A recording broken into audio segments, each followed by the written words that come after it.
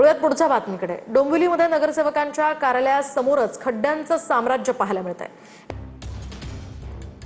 डोंबिवलीतील मुख्य चौकासह अंतर्गत चौकाची देखील दुरावस्था झाली आहे।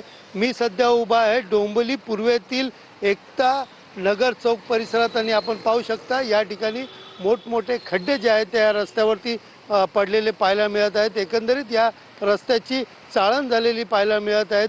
विशेषतः पाहायला गेलं तर याच खड्ड्याचा जो चौक आहे या चौकाच्या बाजूलाच स्थानिक नगरसेवकांचा जनसंपर्क कार्यालय देखील आहेत। आपण पाहू शकता या ठिकाणी ज्या स्थानिक नगरसेविका आहेत यांचा जनसंपर्क कार्यालय या ठिकाणी आहे आणि या चौकाच्या बाजूलाच असलेला हा जो रस्ता आहे हा पूर्ण खड्डा, या ठिकाणी मोठमोठे खड्डे पडले आहेत आणि यामुळे रिक्षा चालक असेल, वाहन चालक असेल यांना तारेवरची कसरत करत वाहने चालवावी लागतात। कॅमेरा पर्सन नागनाथसह सुनील जाधव, TV9 मराठी, डोंबिवली।